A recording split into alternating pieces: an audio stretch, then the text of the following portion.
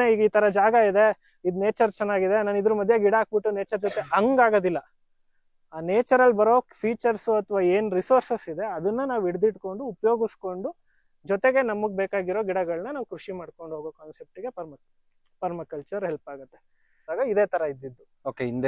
ಹಿಂದೆ ಏನಿದೆ, ಎಲ್ಲೆಲ್ಲಿ ಏನೇನೋ ಕಾಡ್ ಮರಗಳಿದೆ, ಯಾವ್ಯಾವ್ದೋ ಬುಷಸ್ ಇದೆ, ಯಾವ್ಯಾವ್ದೋ ಎಲಿವೇಶನ್ಸ್ ಅಲ್ಲಿ ಇದೆ ಲ್ಯಾಂಡ್. ಸೊ ಈ ತರ ಲ್ಯಾಂಡ್ ಅನ್ನ ನಾವು ಅಬ್ಸರ್ವ್ ಮಾಡ್ಬೇಕು. ಫಸ್ಟ್ ತಗೊಂಡ ತಕ್ಷಣ ನೀರ್ ಎಲ್ಲಿ ಹರಿಯುತ್ತೆ, ಒಂದು ಮಳೆ ಬಿದ್ರೆ ಎಲ್ಲೆಲ್ಲಿ ಎರೋಷನ್ಸ್ ಆಗುತ್ತೆ, ಅದನ್ನೆಲ್ಲ ಅಬ್ಸರ್ವ್ ಮಾಡ್ಬಿಟ್ಟು ಒಂದು ಡಿಸೈನ್ ಮಾಡ್ತೀವಿ ಪ್ಲಾನ್ಗೆ. ತುಂಬಾ ಫೀಚರ್ಸ್ ಬರುತ್ತೆ ನಿಮ್ಗೆ, ಸ್ವೇಲ್ಸ್, ಬಂಡ್ಸ್, ಟ್ರೆಂಚಸ್, ವಾಟರ್ ಬ್ಲಾಕ್ಸ್, ಎಷ್ಟೊಂದು. ನಮಸ್ಕಾರ ನನ್ನ ರೈತ ಮಿತ್ರ, ಮತ್ತೊಮ್ಮೆ ನಿಮ್ಮೆಲ್ಲರಿಗೂ ನೈಸರ್ಗಿಕ ಬದುಕು ಚಾನೆಲ್ಗೆ ಸ್ವಾಗತ ಸುಸ್ವಾಗತ. ಕಳೆದ 6 ತಿಂಗಳ ಹಿಂದೆ ನಾನು ಇಲ್ಲಿ ಕನಕಪುರದ ಹತ್ರ ಒಬ್ರು ಪರ್ಮಾಕಲ್ಚರ್ದು ಅವ್ರದ್ದು ಒಂದು ವಿಡಿಯೋ ಮಾಡಿದ್ದೆ. ತುಂಬಾನೇ ಜನ ಕಮೆಂಟ್ ಮಾಡಿ ಕೇಳಿದ್ರು, ಸೊ ಸರ್ ಯಾವ ತರ ಇದೆ ಈಗ ತೋಟ, ಪರ್ಮಾಕಲ್ಚರ್ ಯಾವ ತರ ಅವ್ರು ಮಾಡಿದ್ದಾರೆ, ಪರ್ಮನೆಂಟ್ ಆದಂತ ಅಗ್ರಿಕಲ್ಚರ್ ಅಂತ. ಬನ್ನಿ ಮತ್ತೆ ನಿಮ್ಮೆಲ್ಲ ರಿಕ್ವೆಸ್ಟ್ ಮೇಲೆ ಮತ್ತೆ ಪ್ರಶಾಂತ್ ಅವ್ರ ಹತ್ರ ಬಂದಿದ್ದೀನಿ. ಅವ್ರ ಹತ್ರ ಕೇಳೋಣ ಯಾವ ತರ ಇತ್ತು ಅವರ ಈ 6 ತಿಂಗಳ ಎಕ್ಸ್ಪೀರಿಯನ್ಸ್, ಮತ್ತೆ ಏನೇನೆಲ್ಲ ಅವ್ರಿಗೊಂದಷ್ಟು ಚೇಂಜಸ್ ಕಂಡ್ರು ಈ ಪರ್ಮಾಕಲ್ಚರ್ಗೂ ನಮ್ಮ ರೆಗ್ಯುಲರ್ ಅಗ್ರಿಕಲ್ಚರ್ಗೂ ಅಂತ. ಬನ್ನಿ ಹೋಗೋಣ, ಅವ್ರ ಹತ್ರನೇ ಮಾತಾಡೋಣ. ನಮಸ್ತೆ ಪ್ರಶಾಂತ್. ನಮಸ್ತೆ ಕೇಶವ್. ಪ್ರಶಾಂತ್, ತುಂಬಾನೇ ಜನ ವೀಕ್ಷಕರು ಒತ್ತಾಯದ ಮೇಲೆ ಮತ್ತೆ ನಿಮ್ಮ ತೋಟಕ್ಕೆ ಬಂದಿದ್ದೀನಿ ಹುಡಿಕೊಂಡು. ಯಾಕಂದ್ರೆ ತುಂಬಾ ಜನದ ತಲೆಯಲ್ಲಿ ಒಂದಷ್ಟು ಕನ್ಫ್ಯೂಷನ್ಸ್ ಇದೆ.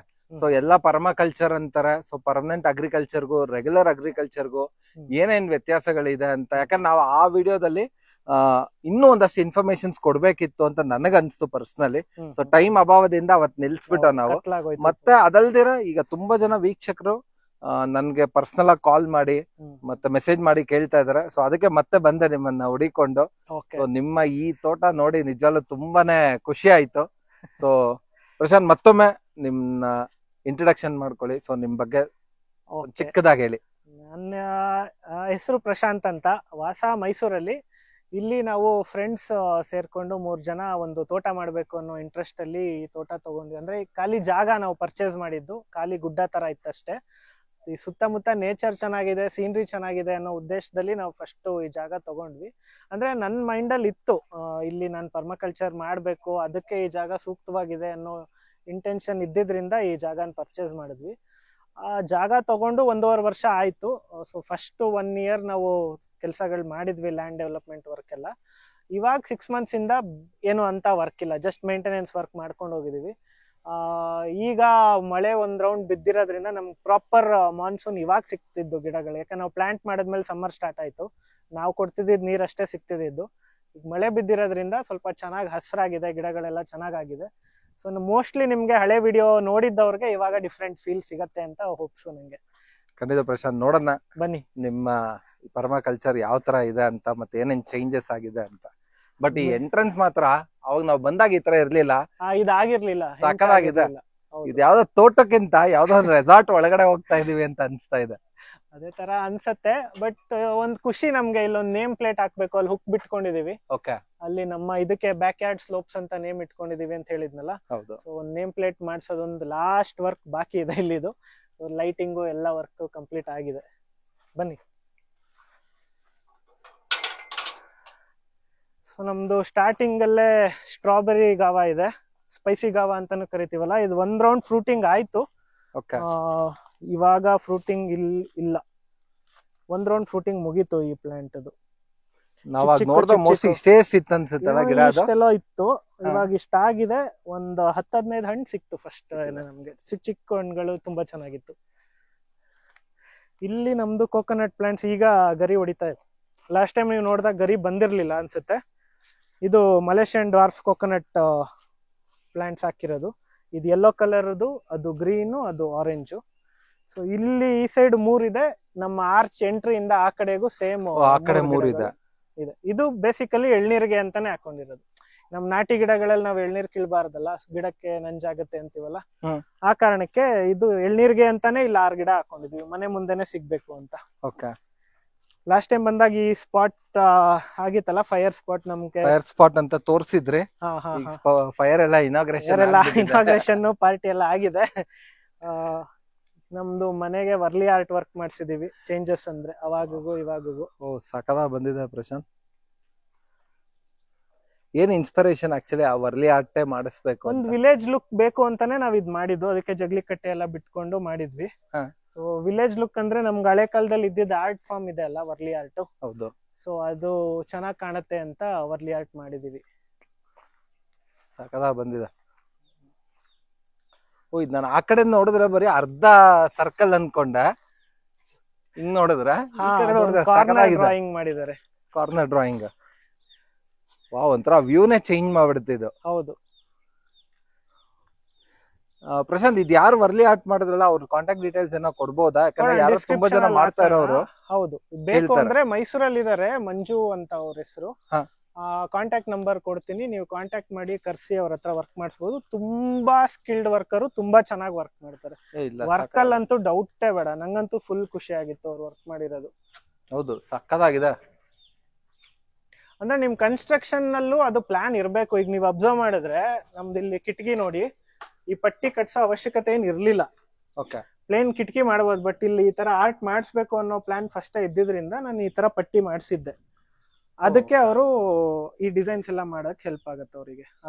ಮತ್ತೆ ಲೈಟು ಅಷ್ಟೇ, ನಿಮ್ಗೆ ಎಲ್ಲಿ ಲೈಟ್ ಈಗ ಒಂದು ಡ್ರಾಯಿಂಗ್ ಬರುತ್ತೆ ಅಂದ್ರೆ ಅಲ್ಲಿಗೆ ನಾವು ಲೈಟಿಂಗ್ ಬಿಟ್ಕೊಂಡ್ರೆ ನಿಮ್ಗೆ ಅದ್ರ ಮಧ್ಯ ಫಸ್ಟ್ ಒಂದು ಪ್ಲಾನ್ ವಿಷನ್ ಇರ್ಬೇಕು. ಈಗ ನಾನು ಇಲ್ಲಿ ವರ್ಲಿ ಆರ್ಟ್ ಮಾಡಿಸ್ತೀನಿ ಅನ್ನೋ ಪ್ಲಾನ್ ಅಲ್ಲೇ ನಾವ್ ಈ ಮನೆ ಕಟ್ಟಿರೋದು. ಸೊ ಅದಕ್ಕೆ ಏನ್ ಬೇಕೋ ಆ ಯೋಚನೆಗಳು ಇಟ್ಕೊಂಡೆ ಬಾಕ್ಲು ಪಕ್ಕನೂ ನಾವು ಪಟ್ಟಿ ಮಾಡಿಸಿದೀವಿ. ಸೊ ಹಂಗೆ ಅದು ಇದ್ರೆ ನಿಮ್ ವರ್ಕ್ ಚೆನ್ನಾಗಿ ಬರುತ್ತೆ. ಇನ್ನು ನಿಮ್ಗೆ ನಿಮ್ಮ ಈ ಜಗ್ಲಿ ಕಟ್ಟೆ ತುಂಬಾ ಚೆನ್ನಾಗಿದೆ. ನಮ್ಮ ಹಳೆ ಬಾಲ್ಯದ ನೆನಪು ತುಂಬಾ. ಹೌದು, ಈಗ ಈವ್ನಿಂಗ್ ನಿಮ್ಗೆ ಗೊತ್ತು ಅಂದ್ರೆ ನೋಡಿರೋರ್ಗೆ ಗೊತ್ತು, ನಮ್ ಲ್ಯಾಂಡ್ ಅಲ್ಲಿ ಬೆಸ್ಟ್ ಏನಿರೋದು ಅಂದ್ರೆ ಸನ್ಸೆಟ್. ಲಾಸ್ಟ್ ವಿಡಿಯೋಲ್ ನಾವು ತೋರಿಸಿದ್ವಿ ಅನ್ಸುತ್ತೆ. ಇನ್ ಸ್ವಲ್ಪ ಹೊತ್ತಾದ್ರೆ ಆ ಸಣ್ಣ ಗುಡ್ಡದ ಮೇಲೆ ಇಳಿಯುತ್ತೆ. ಸೊ ಈ ಜಗ್ಲಿ ಕಟ್ಟೆ ಮೇಲೆ ಕುತ್ಕೊಂಡು ಈವ್ನಿಂಗ್ಸ್ ಟೈಮ್ ಸ್ಪೆಂಡ್ ಮಾಡೋದಕ್ಕೆ ಚೆನ್ನಾಗಿರುತ್ತೆ. ಪ್ರಶಾಂತ್, ನಿಮ್ಮ ತೋಟ ನೋಡೋಣ ಯಾವ ತರ ಇದೆ, ಏನೇನ್ ಚೇಂಜಸ್ ಆಗಿದೆ ಅಂತ. ಸೊ ಅಲ್ಲಿ ಸ್ಟ್ರಾಬೆರಿ ಗಾವ ನೋಡಿದ್ರಿ ಅಲ್ಲ, ಇದು ದಾಳಿಂಬೆ. ಇಲ್ಲಿ ನಾವು ಪ್ಲಾಂಟ್ ಮಾಡಿರೋದೆಲ್ಲ ಲಾಸ್ಟ್ ಡಿಸೆಂಬರ್ ಅಲ್ಲಿ ಪ್ಲಾಂಟ್ ಮಾಡಿರೋ ಗಿಡಗಳಿದೆಲ್ಲ ನೋಡಿ, ನಿಮ್ಗೆ ಹೂವು ಕಾಯಿಗಳಾಗ್ತಾ ಇದೆ. ಹೌದು, ಅಂದ್ರೆ ಎಲ್ಲ ಇದು ಗ್ರಾಫ್ಟೆಡ್ ಟಿಶ್ಯೂ ಕಲ್ಚರು ಆ ಟೈಪ್ ಪ್ಲಾಂಟ್ಸೇ ಇದೆ ಮೋಸ್ಟ್ ಆಫ್. ಕೆಲವೊಂದು ನಾಟಿ ಗಿಡಗಳು ಇದೆ. ಸೊ ಕೆಲವೊಂದು ಗಿಡದಲ್ಲಿ ನಮ್ಗೆ ಸ್ವಲ್ಪ ಅರ್ಲಿ ಫ್ರೂಟಿಂಗ್ ಸಿಗುತ್ತೆ. ಇನ್ನೊಂದೇನು ಅಂದ್ರೆ ನೀವು ಮಲ್ಚಿಂಗ್ ಅಬ್ಸರ್ವ್ ಮಾಡಿ, ಮ್ಯಾಕ್ಸಿಮಮ್ ಯಾವ ಗಿಡಗಳಿದೆ ಅದಕ್ಕೆ ಮಲ್ಚಿಂಗ್ಗಳು ಹಾಕ್ಸಿರ್ತೀವಿ. ನ್ಯಾಚುರಲ್ ಮಲ್ಚಿಂಗ್ ಆಗಿದೆ, ಮತ್ತೆ ನೀವು ಒಂದಷ್ಟು ಹಾಕಿದ್ದೀರಾ. ಹಾ, ಓಕೆ ಪ್ರಶಾಂತ್, ಇನ್ನೊಂದು ಈಗ 6 months ಆಯ್ತಲ್ಲ, ಸೊ ನೀವು ಈ ಗಿಡಕ್ಕೆ ಏನೇನೆಲ್ಲ ಪೋಷಣೆಗಳು ಮಾಡಿದ್ರಿ? ಗಿಡಕ್ಕೆ ನೆಡುವಾಗ ಒಂದು ಪ್ರೊಸೀಜರ್ ನಾನು ಹೇಳಿದ್ದೆ ನಿಮ್ಗೆ. ಒಂದಿಡಿ ಗೊಬ್ಬರ, ಇನ್ನೊಂದ್ ಟೈಮ್ ರಿಪೀಟ್ ಮಾಡ್ಬೋದಾ? ಒಂದಿಡಿ ಬೇವಿನ ಹಿಂಡಿ ಹಾಕಿದ್ವಿ, ಗೊಬ್ಬರ ಹಾಕಿದ್ವಿ. ಗೊಬ್ಬರ ಬೇವಿನ ಹಿಂಡಿ ಮಿಕ್ಸ್ ಮಾಡಿರೋದನ್ನ ಗುಂಡಿ ತೋಡ್ದಾಗ ಕೆಳಗೆ ಒಂದ್ ಸ್ವಲ್ಪ ಮಣ್ಣು ಬಿಟ್ಕೊಂಡು ಅದಕ್ಕೆ ಬೇವಿನ ಹಿಂಡಿ ಗೊಬ್ಬರ ಹಾಕಿ ಅದಷ್ಟು ಒಂದು ಮಿಕ್ಸ್ಚರ್ ತರ ಮಾಡಿ ಪ್ಯಾಕೆಟ್ ಓಪನ್ ಮಾಡಿ ಅಲ್ಲಿ ಗಿಡ ಹಾಕ್ಬಿಟ್ಟು ನೆಟ್ಟಿದ್ವಿ. ಅದಾಕ್ ಸ್ವಲ್ಪ ದಿನಕ್ಕೆ ಪ್ರಾಪರ್ ಆಗಿ ಪಾತಿ ಮಾಡ್ಬಿಟ್ಟು ಅದಕ್ಕೆ ಹುರುಳಿ ಹಾಕಿದ್ವಿ. ಅದು ನ್ಯಾಚುರಲ್ ಮಲ್ಚಿಂಗ್, ಲೈವ್ ಮಲ್ಚಿಂಗ್ ತರ ಇತ್ತು ಸ್ವಲ್ಪ ದಿನ. ಆಮೇಲೆ ಆ ಹುರುಳಿ ಕಿತ್ತಿ ಅಲ್ಲಿಗೆ ಹಾಕೋದನ್ನ ಮೇಂಟೈನ್ ಮಾಡ್ತಾ ಇದ್ವಿ. ಹುರುಳಿ ಬೆಳ್ದಂಗ್ ಕಿತ್ಬಿಟ್ಟು ಮತ್ತೆ ಹುರುಳಿ ಹಾಕೋದು ಮಾಡ್ತಾ ಇದ್ವಿ. ಅದು ಒಂದೇ ಸಲ. ಈಗ ನಾವು ನೆಟ್ದಾಗ ಗೊಬ್ಬರ ಕೊಟ್ಟಿರೋದಷ್ಟೇ. ಈಗ ಮಳೆ ಬೀಳಕ್ ಸ್ಟಾರ್ಟ್ ಆಗ್ತಿದೆಯಲ್ಲ, ಈಗ ನಾವು ಇನ್ನೊಂದ್ ರೌಂಡ್ ಗೊಬ್ಬರ ಕೊಡ್ಬೇಕು. ಅದು ಬಿಟ್ರೆ ಹುರುಳಿ ಮಲ್ಚಿಂಗ್ ಮಾಡ್ಕೊಳ್ಳೋದ್ ಬಿಟ್ರೆ ಇನ್ನೇನ್ ನಾವು ಸ್ಪೆಷಲ್ ಕೇರ್ ಅಂತ ಏನು ಮಾಡಿಲ್ಲ. ಮತ್ತೆ ನೀವು ಸ್ಟಾರ್ಟಿಂಗ್, ಯಾಕಂದ್ರೆ ತುಂಬಾ ಜನಕ್ಕೆ ಇದೊಂದು ಪ್ರಶ್ನೆ ಇರುತ್ತೆ, ಏನಕ್ಕೆ ಆಕ್ಚುಲಿ ಬೇವಿನ ಹಿಂಡಿ ಹಾಕ್ಬೇಕು ಅಂತ. ಸೊ ನಿಮ್ ಪ್ರಕಾರ?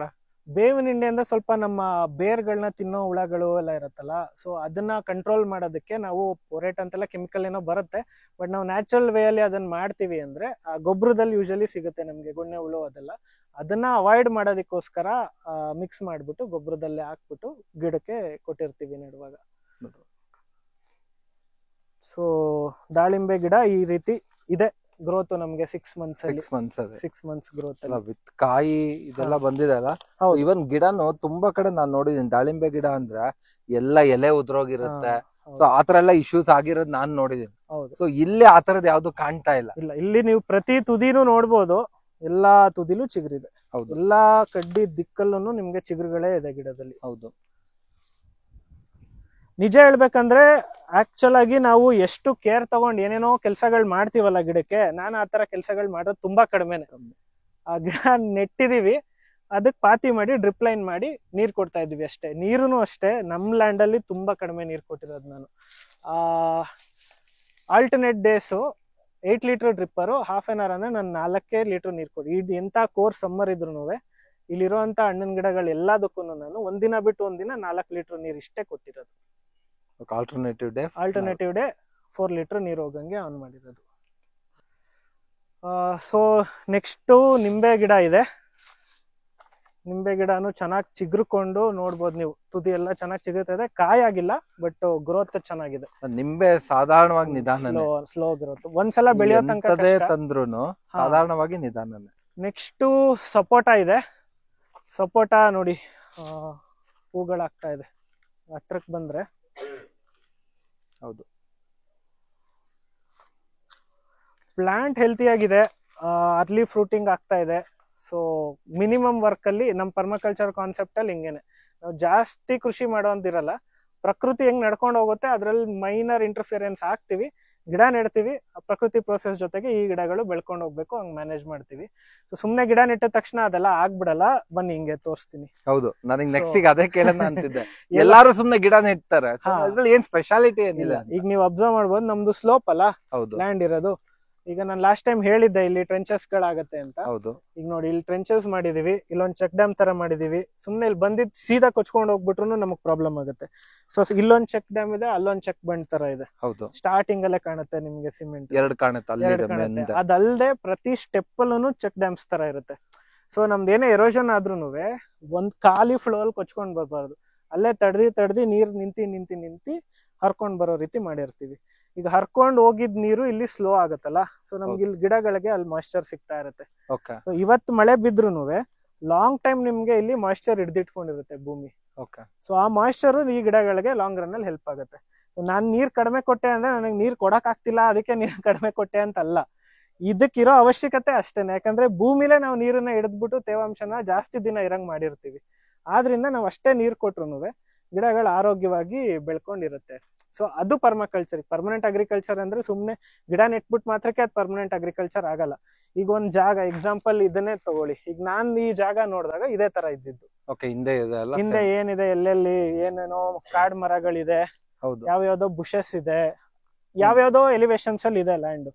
ಸೊ ಈ ತರ ಲ್ಯಾಂಡ್ ನಾವು ಅಬ್ಸರ್ವ್ ಮಾಡ್ಬೇಕು ಫಸ್ಟ್. ತಗೊಂಡ್ ತಕ್ಷಣ ನೀರ್ ಎಲ್ಲಿ ಹರಿಯುತ್ತೆ, ಒಂದು ಮಳೆ ಬಿದ್ರೆ ಎಲ್ಲೆಲ್ಲಿ ಎರೋಷನ್ಸ್ ಆಗುತ್ತೆ, ಅದನ್ನೆಲ್ಲ ಅಬ್ಸರ್ವ್ ಮಾಡ್ಬಿಟ್ಟು ಒಂದು ಡಿಸೈನ್ ಮಾಡ್ತೀವಿ ಪ್ಲಾನ್ಗೆ.